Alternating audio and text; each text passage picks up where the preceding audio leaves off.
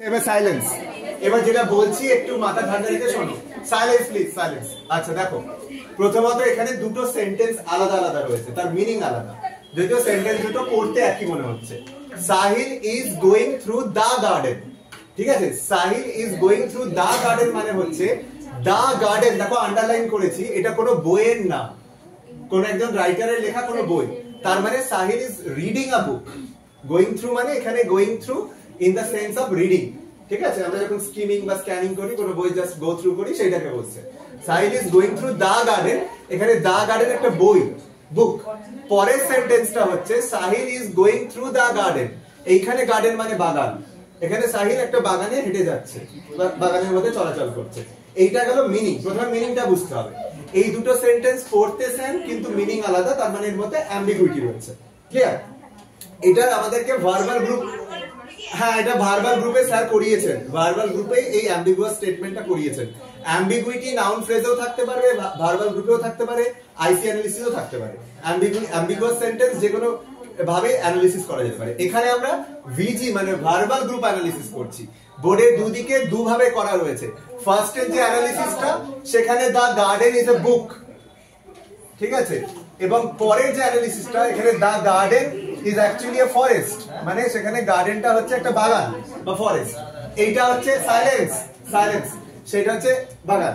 এবার দুটোর ক্ষেত্রে আমরা অ্যানালিসিসটা কিভাবে করেছি দেখে নাও। বেসিক ডিফারেন্সটা প্রথমে বোঝো। ভিজি লিখেছি, অক্স লিখেছি, এখানে এমভি লিখছি না। এখানে এই যে is going through, is going through, এইটাকে আমরা কি কনসিডার করছি? গোয়িং থ্রুটাকে, অ্যাকচুয়ালি গোয়িং থ্রুটাকে একটা ফ্রেজাল ভার্ব কনসিডার করছি, মানে পড়া, অ্যাকচুয়ালি ফ্রেজাল ভার্ব কনসিডার করছি। এবং ফ্রেজাল ভার্বের দুটো পার্ট করছি, এমভি মানে এমভি, আর একটা হচ্ছে পার্টিকেল। এমভি আর পার্টিকেল দুটো পার্ট কনসিডার করছি, এমভি আর পার্টিকেল। এমভিটা কি? গো, এমভিটা হচ্ছে গো, আর পার্টিকেলটা হচ্ছে থ্রু, পার্টিকেলটা হচ্ছে থ্রু। এমভিটা গো, পার্টিকেলটা থ্রু। ক্লিয়ার? এমভিটা গো, পার্টিকেলটা থ্রু হয়ে গেল। অক্সিলারি লিখে টেন্স, এখানে প্রেজেন্ট হচ্ছে, এখানে ইজ আছে, প্রেজেন্ট টেন্স হবে, প্রেস ইআরইএস লিখছি। আর এই যে অ্যাসপেক্ট রয়েছে, অ্যাসপেক্টে কি হবে? গোয়িং আছে, তার মানে প্রোগ্রেসিভ আসবে। অ্যাসপেক্টে প্রোগ্রেসিভ লিখছি, তার স্ট্রাকচার বিআইএনজি লিখছি।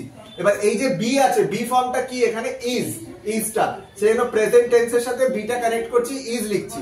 আর এই যে আইএনজি রয়েছে প্রোগ্রেসিভে, এই আইএনজির সাথে মেন ভার্ব গোটাকে কানেক্ট করছি, গোয়িং হচ্ছে। এটা ক্লিয়ার সবার কাছে? তাহলে মেন যেটা বোঝার জায়গা রয়েছে, অক্সের পার্টটা তো তোমরা করতেই পারবে, যে অক্স, টেন্স, অ্যাসপেক্ট, এটা বুঝতে পারবে। বোঝার দরকার আছে যে গোয়িং থ্রু এটা একটা ফ্রেজাল ভার্ব, ফ্রেজাল ভার্বে এমভি এবং পার্টিকেল, গো আর থ্রু।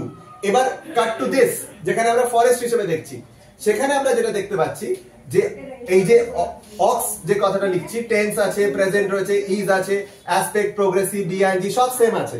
শুধু ডিফারেন্সটা হচ্ছে এইখানে যেখানে গার্ডেন একটা বুক, সেখানে ফ্রেজাল ভার্ব, যেখানে গার্ডেন একটা ফরেস্ট, সেখানে প্রিপোজিশনাল ভার্ব। এখানে আমরা লিখছি প্রিপোজিশনাল ভার্ব। এরও দুটো পার্ট, একটা পার্ট কমন এমভি, আর একটা পার্ট প্রিপোজিশন। যেমন এখানে ফ্রেজাল ভার্বের দুটো পার্ট, এমভি আর পার্টিকেল, প্রিপোজিশনাল ভার্বের দুটো পার্ট, এমভি আর প্রিপোজিশন। তাহলে এমভিটা গো হবে আর থ্রুটা প্রিপোজিশন হবে। বাকি সবকিছু সেমই রয়েছে। টেন্স, প্রেজেন্ট, ইজ, অ্যাসপেক্টে প্রোগ্রেসিভ আসছে, বিআইএনজি, কেন? গোয়িং আছে বলে বিআইএনজি আসছে। বি এর সাথে, প্রেজেন্টের সাথে বিটা কানেক্ট হচ্ছে, আইএনজিটা মেন ভার্বের সাথে কানেক্ট হচ্ছে, গোয়িং হচ্ছে। ক্লিয়ার? তাহলে একটা অ্যানালিসিসের ডিফারেন্স শুধু এটাই যে আমরা অক্স ফ্রেজাল ভার্ব লিখছি, আর একটা অ্যানালিসিসে অক্স প্রিপোজিশনাল ভার্ব লিখছি। তারপরে মেন ভার্ব আর পার্টিকেল আলাদা করছি, মেন ভার্ব আর প্রিপোজিশন আলাদা করছি। এইটা একটা অ্যাম্বিগুয়াস স্ট্রাকচার।